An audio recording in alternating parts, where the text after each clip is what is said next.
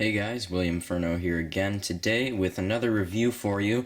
This is LEGO Bionicle Somerset 70792 Skull Slicer. Has 71 pieces, and this is what he looks like on the cover.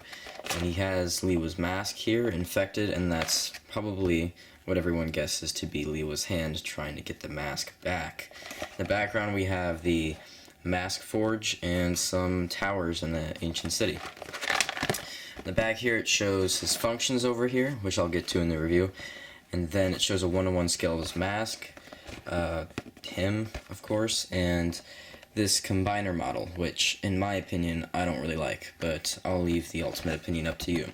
Then we have this comic here of Liwa running into this Colosseum. Skull Slicer's in the Colosseum, and he takes Liwa's golden mask with his claw chain thing. Then he infects it, and then runs to battle the Toa. So now getting on to the new / recolored parts. Here we have the new Liwa infected mask of Jungle. It comes in a melded trans green and gold. So mine has a lot more trans green on it than gold, but I don't know what yours looks like because these do come in different melded, like, it depends on how it went through the plastic molding process. So it's pretty cool though. And then we have this new blade piece, which does remind me of the older Bionicle days because of its detail, and it looks, you know, rugged, and it looks old, kind of like, you know, everyone used to like the old Bionicle. I mean, still does, sorry, I didn't mean it to say it like that, but people still really like the old Bionicle because of how detailed and rugged the parts looked. And even though this, it's pretty, like, it's made with the new plastic, and of course it's with the new system, but it looks cool, in my opinion. And we have the silver head part itself is not new, but this eye stalk is recolored in trans orange. Then we have this new printed chest plate with just different designs on it, and this little circle pad thing here, I think, it's meant to resemble some sort of gear system. Just a weird assortment of detail in here. Color is silver, black, red, and green. So that's that. We have this recolored skull spider limb in trans orange, except it's used as a claw piece in this set. We have this new armor piece, which again looks very detailed and rugged. It's meant to resemble, I think, a piece of decaying fur, if I have that correct. Then we have this bone piece, which is literally looking like a bone, and I believe you get, like, what, 6 of them? Yeah, 6 of them in this set, so it's pretty good. And you get 6 of these in this set as well. It's a recolored trans green bone piece, which is really cool in my opinion, and you get 6 of these in this set. Then we get this new, a ribcage torso armor piece, except it has the details of a ribcage, and when you put the chest armor on, you can't see the stuff at top, so it actually does resemble like a ribcage. So I'm going to put the set back together now, and I'll see you guys in a second.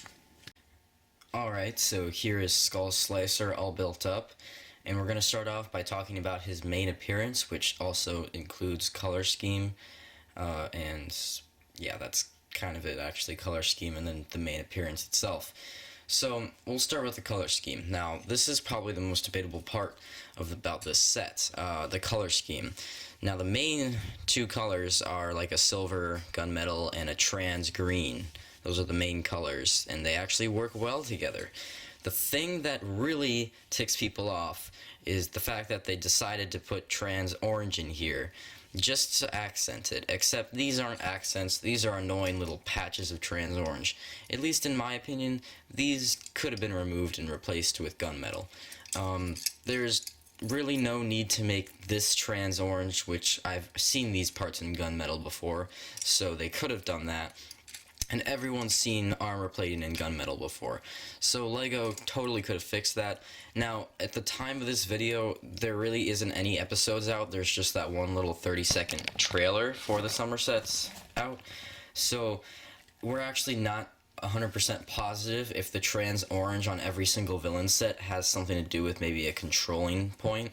So maybe the skull grinder like activates a mask power, and these parts on the characters glow, and it like takes control of them. The only thing that doesn't make sense is that what is hinted at is that this guy is controlled by the Lord of Skull Spiders, not the skull grinder. And the reason that for that being because he actually has a skull spider mask instead of like a skull mask or a bull skull mask. And skull spider masks are ultimately controlled by the Lord of Skull Spiders. Although that begs the question if the skull grinder controls the Lord of Skull Spiders as well. Although that I actually don't think so.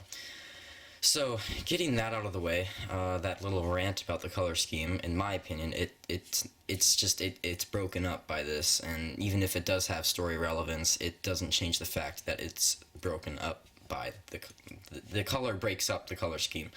Anyway, the overall appearance of this guy though, like without being like really annoyed with the color scheme, he actually looks pretty good, and I'm not gonna lie. In my opinion, he doesn't look that bad. Dang it! I'll talk more about his stability issues later, but overall, he doesn't really look that bad. I think the addition of 4 arms just makes him look cooler, in my opinion. So I mean, it's not the hugest thing with the color scheme. So his overall appearance, it's good. I will admit it. A lot of people don't like it for some reason. I actually will admit I didn't like it when I first saw the Toy Fair pictures, but overall, like having this set in my hands, it's actually a really it's a nice looking set. It feels really nice. It's different. It's like that one time Lego actually could pull off having 4 arms on like Hero Factory sets we've seen in the past. XT4. No, I'm just kidding. Anyways, now let's get to like posability and articulation. Posability itself is insane on this guy. Having 4 arms definitely makes it way more easy to pose. Starting with the legs, you have ankles, knees. You actually have more than standard knees because this is on an open ball joint instead of a closed one. So you can do this. You can do some really funky stuff with it. And then you can move his hips, of course, and that counts for both legs. You obviously have head articulation. It's a little hindered at looking up. That's about as far as he can look up. But other than that, he can get some good head articulation. All the arms pretty much have standard arm articulation. You can move the elbows, which are, again, on an open ball joint, so you can get some more posability out of those. And then the wrists, and that counts for all 4 arms. You get all 4 arms articulated very well. Then on this chain, of course, you can just slightly adjust the claws however you want to. Now for like functions. Now the first function being that his mask can pop off, and a request to see how it looks on the villain. This is how it looks on him. I'm gonna go get Liwa right now and show you what it looks like on Liwa in just a second. Alright, so this is what it looks like on Liwa, the Master of Jungle. Sorry, I actually didn't have him in the room with me, so I had to go get him quick. But as you can see, it looks really kind of weird in my opinion. And I think that's almost a good thing, because these are supposed to be infected. The gold color already doesn't work on him, of course, because he has no other gold on him. And then the trans green obviously doesn't, because this is the only Toa not to have any trans green colors on him, or a trans color of his, like, color palette. Except for the eye stalk, of course, but that's a given. So, that's basically what it looks like on him. And then, of course, you actually can't use the mask function on this guy because of the stupid gearbox being so high. Okay, so now that's enough with this Liwa mask. We don't need to see that anymore. We can focus back on Skull Slicer, the new set. And then his other function is obviously the gearbox. Now, before I actually show you what it looks like, how it's actually hooked up is really different. We have three friction-toothed gears right here, which are hooked up to both of these arms. And then we have 2 big gears right here, which actually cause these arms to go separate directions, and these arms to go in the same direction, down or up, while these go down, and this one goes up. Before, when I was building this, I was like, they really don't have a connection point for these two gear systems, so how is it going to work? Well, they actually do. They have an axle going from this bottom arm right here over into this axle connector, and on the other half of this axle connector, it's connecting over here. So that was kind of smart, and I was just wondering if that was going to work out very well, because it's really only one connection point for this whole four-armed gearbox. So let's see how that works right now.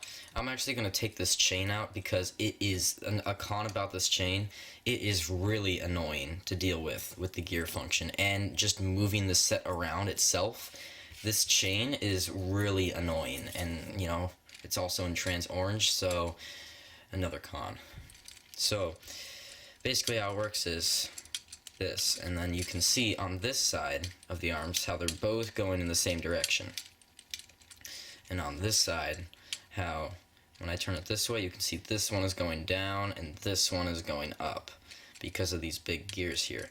In my opinion, this side of it is kind of a con, because it would have been much easier if they just hooked it up to 3 friction tooth gears. It would make much more sense in my opinion, and I wonder if it has something to do with the chain. So I'll just show you the gear function with the chain in.